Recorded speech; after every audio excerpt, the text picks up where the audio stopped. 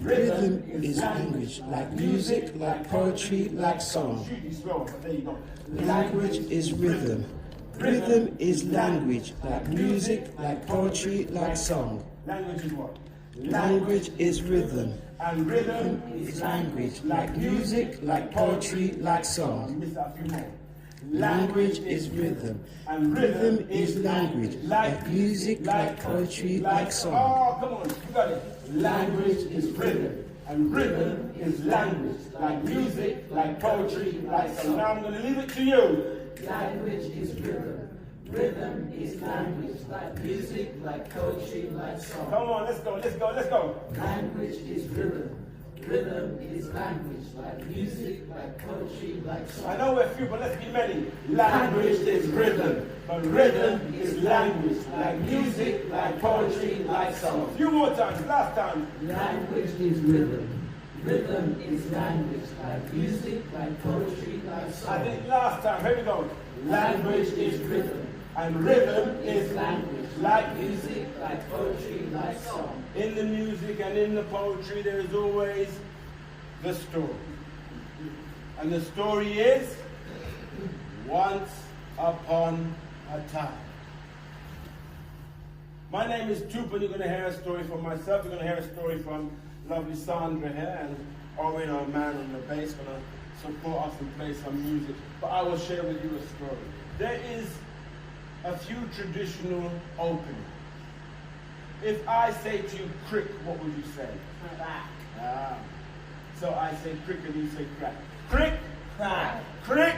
Crack. In Haiti, they say honor, and you would say respect. Honor.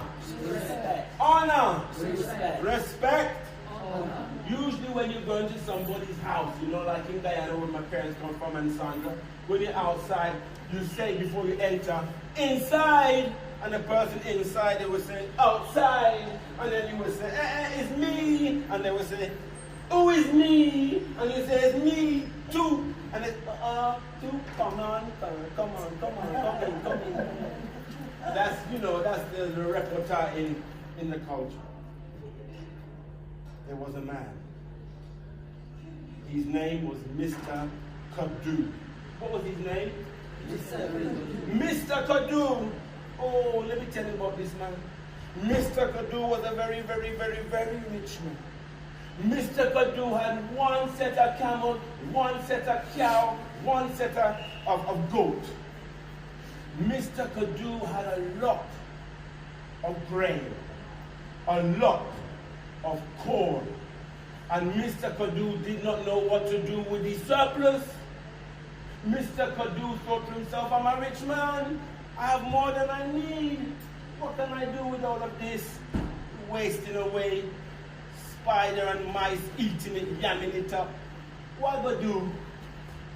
Mr. Kadu, he called to his estate 3 wise persons.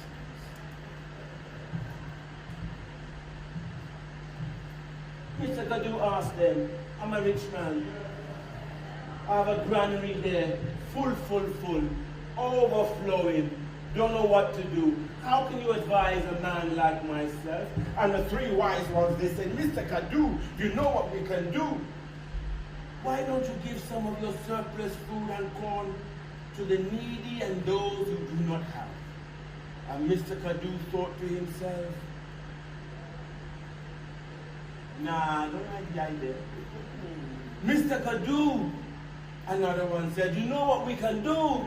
We can throw one big party, boy. Aye. Everybody gonna eat, everybody gonna drink, and all will remember your name. Mr. Kadu thought, nah, I don't like that one as well, you know. I don't like that one. They said, Mr. Kadu, you know, you got so much surplus. Surely you can think of something that you can do with your surplus. And Mr. Kadu said, the problem is this. When you're as rich as one like myself. May I have your attention, please? This building and library will be closed for public in 5 minutes. I repeat, building and library will be closed for public in 5 minutes. Thank you. If I had the money to buy myself a good intercom, I would have bought one. I didn't.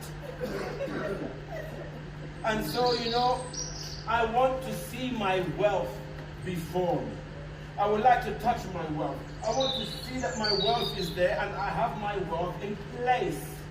So, go away and let me think about the situation.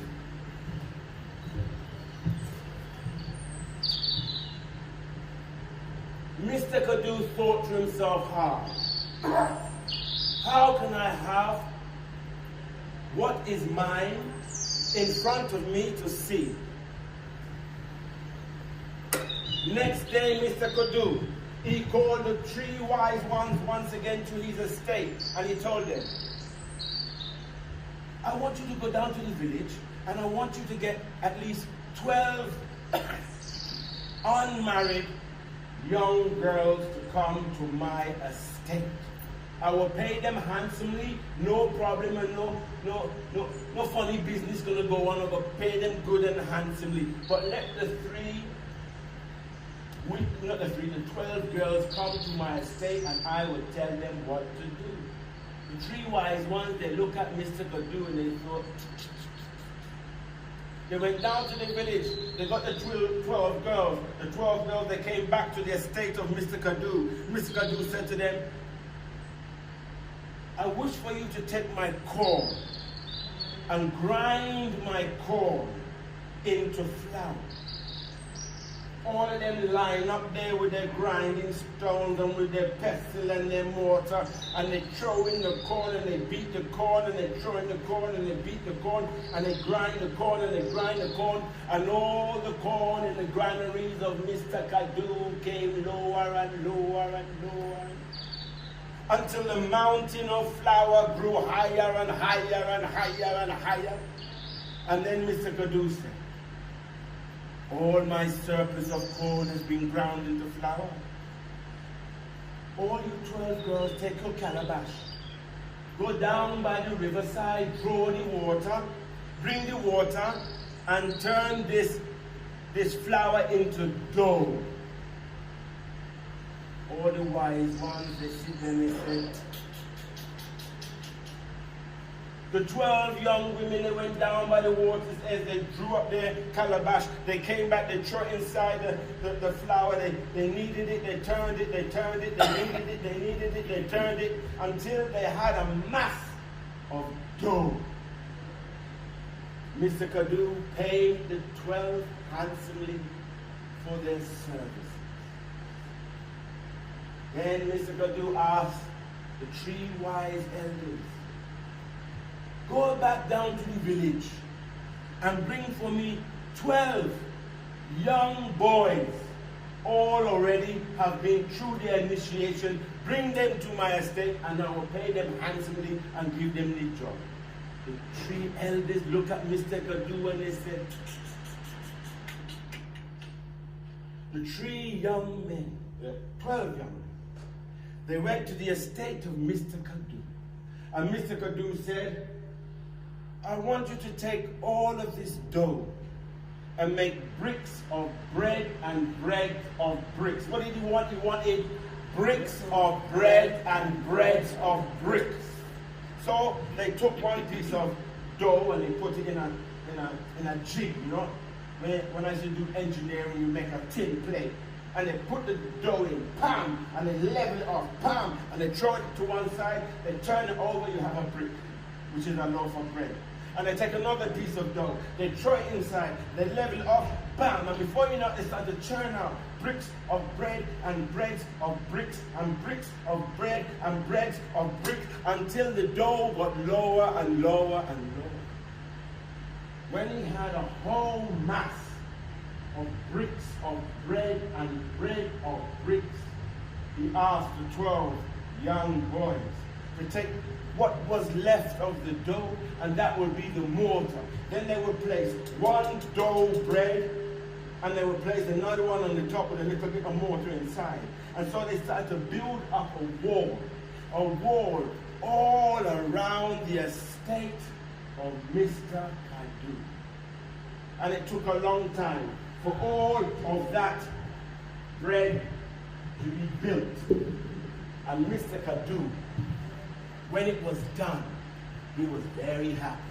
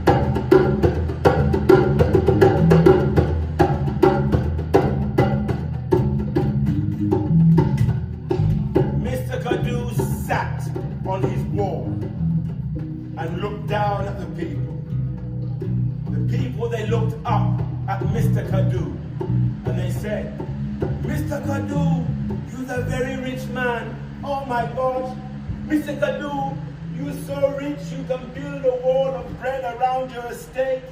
Oh, Mr. Kadu, you are so rich, give us advice, because he was rich. And Mr. Kadu sat on his wall, looked down at them and said, yeah, I'm a rich man. I can give you good advice, of course, but I'm rich.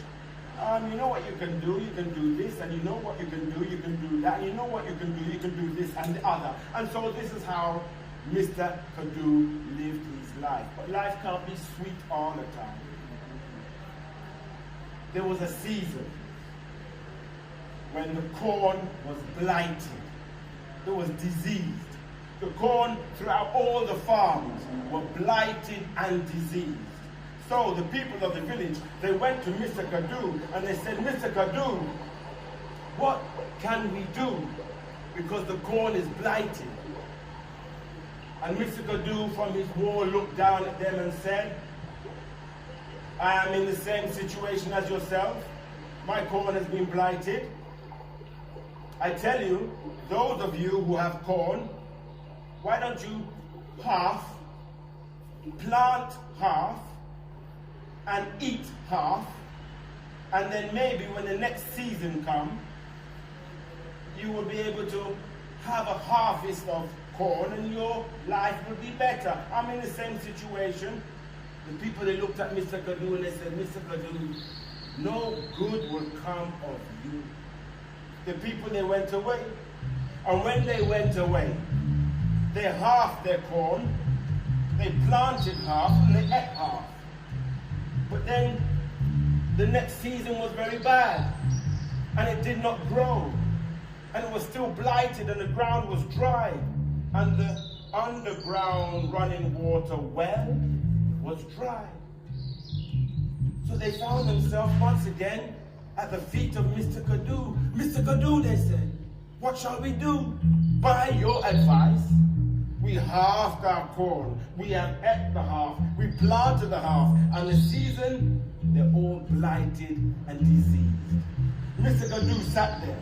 He said, a whole year has passed, and I am in the same situation as you. I have my little bit of surplus, and now I don't have anything left to eat. But tell me, some of you have goats, some of you have sheep. Yes, in the villages, some of us have goats, some of us have sheep. Okay. Half your goat and half your sheep. Sell the half and goat and sheep to the market, buy corn. And the other half of goat and sheep, You can kill and you can eat until the season comes again that you will plant and you will have your harvest. You will buy back your goat and sheep. Everything will be fine. The people said, Mr. Kadu, no good will come of you, Mr. Kadu. The people, they went back home to their villages. They took their cattle, their sheep, their goat. They half their cattle, their sheep, their goat. They bought more grain and more corn with half. They brought it home, and through the season, they slaughtered and killed and ate what they had left. And when the season rotated again, the corn which they planted, which they bought, was blighted and diseased. Now they came to Mr. Kadu weak, thin, disheveled. They looked at Mr. Kadu and said, Mr. Kadu, by your advice, we have halved our goat and our sheep, we have bought our corn, and now the harvest has been blighted and we have no sheep, we have no goat. What are we to eat? Mr. Kadu looked at them and said, I am in the same situation as yourself. I've halved all my goats, I've halved all my sheep, I've halved all my cows. I hardly don't have anything else to eat as well, you know. And they said to Mr. Kadu, Mr. Kadu, you're a rich man. By your advice, we have done. And now what are we to do? Mr. Kadu said, I'm in the same situation as you, you know. I ain't got nothing to eat. What do you want me to do? And they said to Mr. Kadu, we cannot stay in this village any longer. We are going to leave this village and we are going to find somewhere else in the world to live. Mr. Kadu sat on his wall and he watched as the people, they made a procession out of the village and they started to walk and they walked and they walked until they became a dot and were gone. Mr. Kadu was left in the village all by himself. He and his one daughter that he had and one donkey left.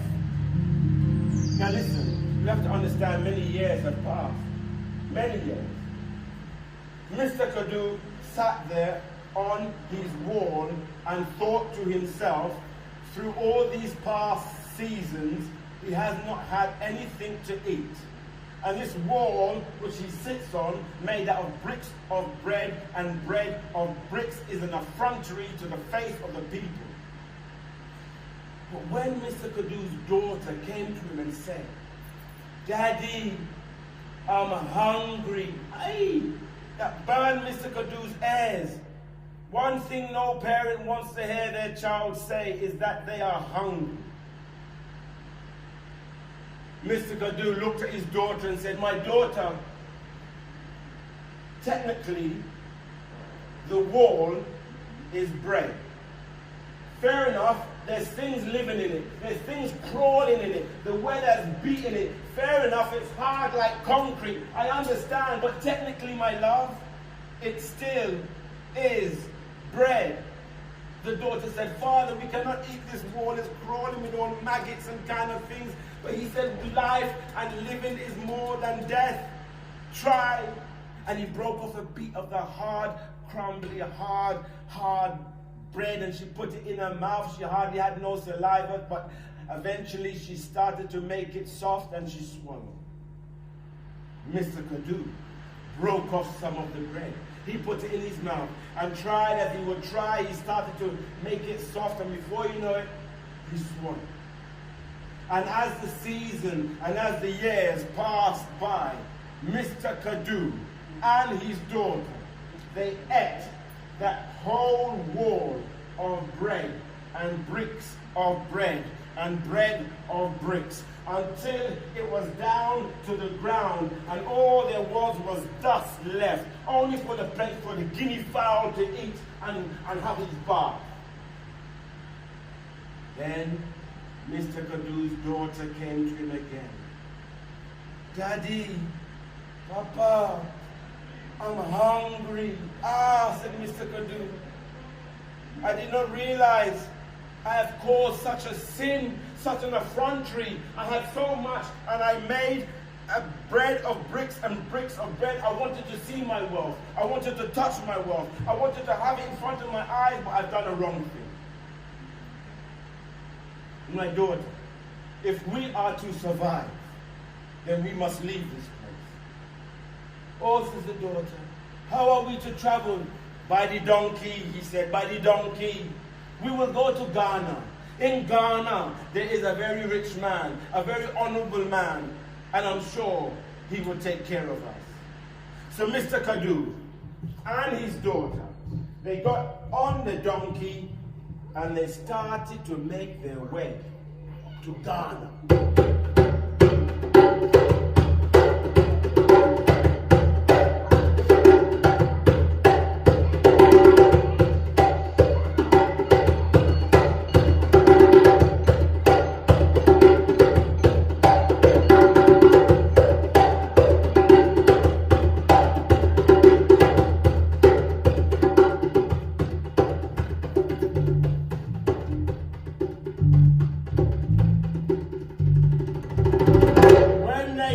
Ghana, they reached a very rich man. He sat there and he offered them hospitality to sit with him, and he gave them something to drink, and he gave them something to eat. And Mr. Kadu, his muscles had to remember how to swallow. The journey as a refugee was long and tiresome. Mr. Kadu was very, very tired indeed. His daughter was very weak.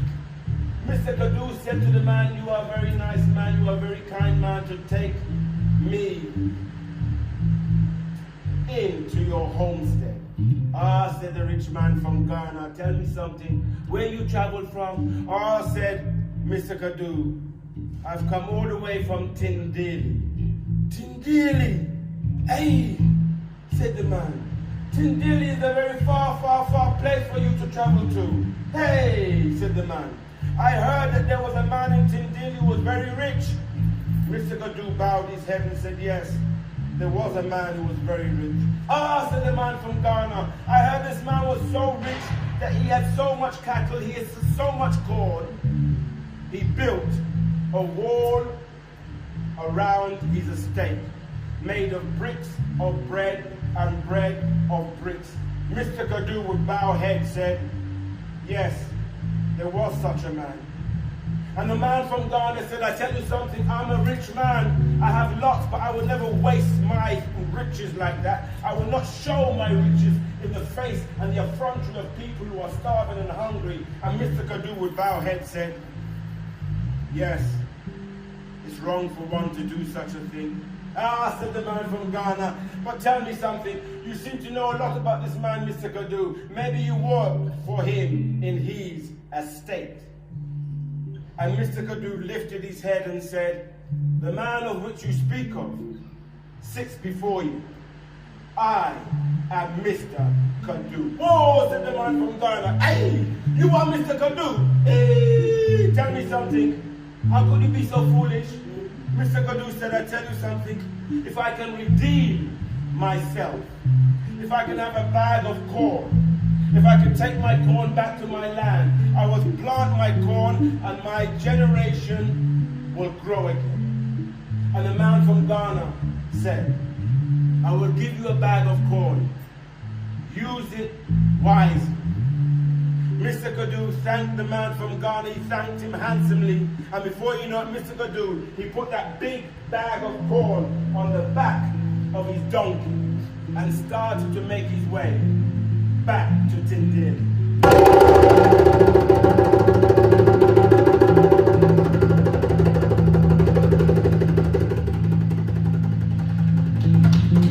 But the journey was long. I am glad you love it. The journey was long. And the first morning, Mr. Kadu asked his daughter, "Did we have breakfast?" The daughter said no. Mr. Kadu put his hands inside the bag. He put the unground corn into his mouth and he started to eat. The daughter said, "Father, that is for planting." But Mr. Kadu said, "I haven't had breakfast yet."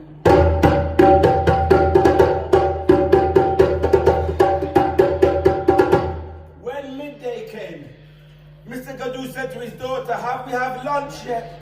The daughter said, Father, no. Father put his hands inside the bag of corn. He put the corn inside his mouth, and the daughter said, Father, that is for planting. And Mr. Gadu said, but we haven't had lunch yet.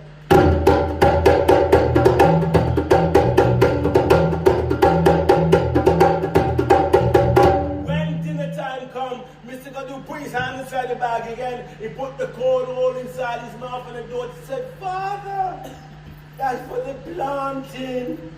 And Mr. Gadu said, we haven't had dinner yet.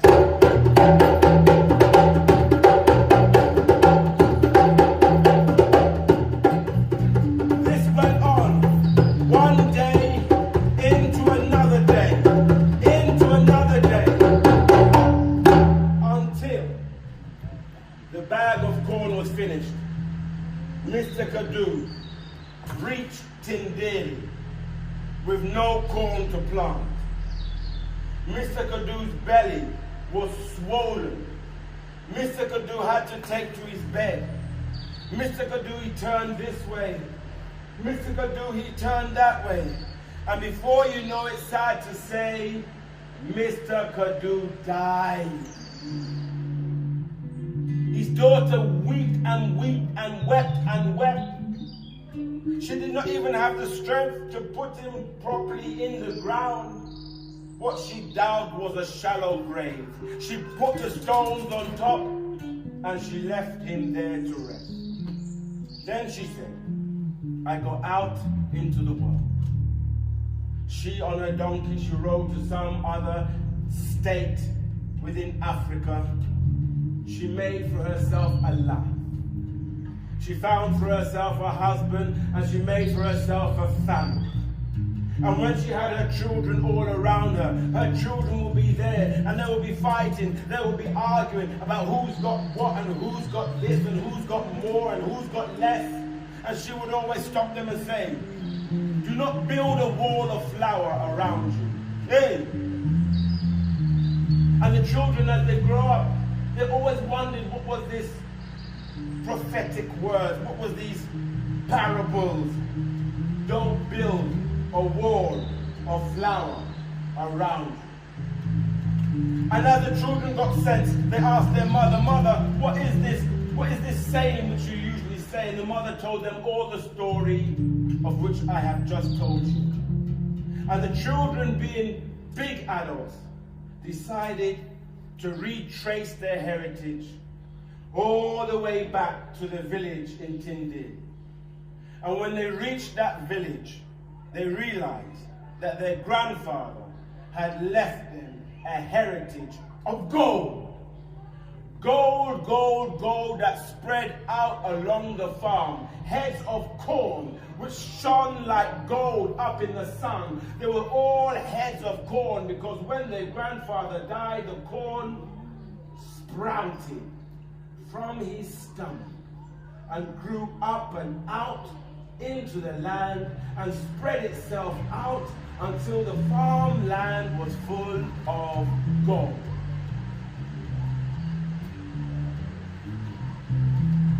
The children, they lived a good life. Mr. Gadu was remembered, and their children always would say, don't build a wall of bread around you.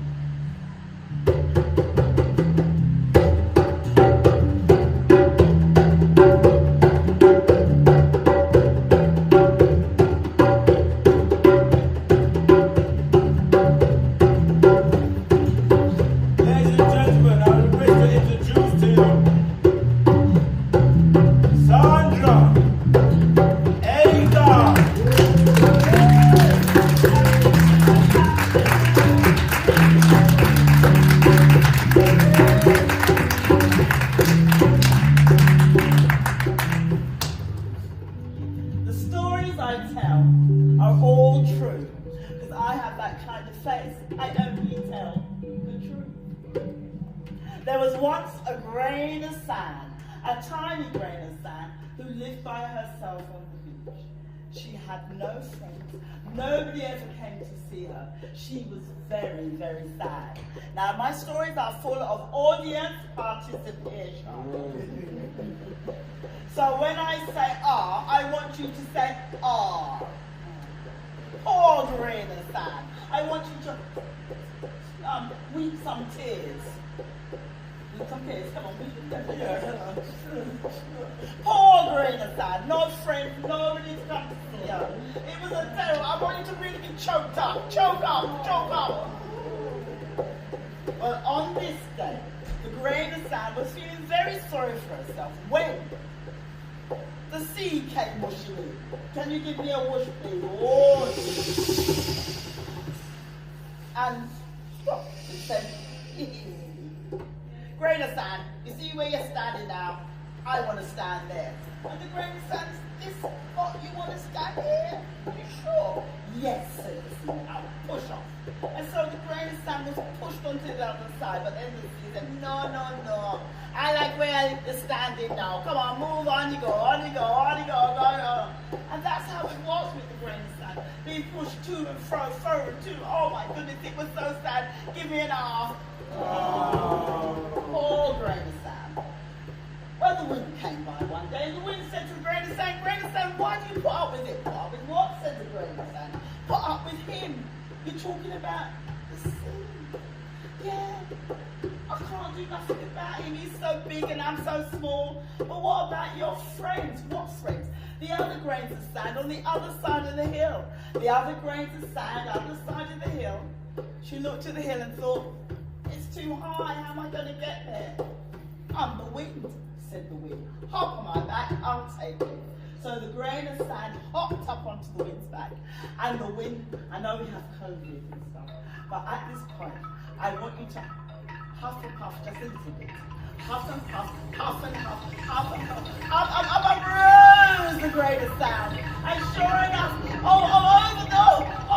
she's carried on the wind back. And there she saw not one, not two, but hundreds of thousands of grains of sand. She landed. They looked at her. She looked at them. There's no sound. And so she said, hello. She said, hello. I've not seen you before. What you doing? What you doing? Ah, we're just about to have a party. What do you mean? You need to be with us. I was on the other side. Oh, you don't need to be on this side. Be with us and let's all party. So they all began to party.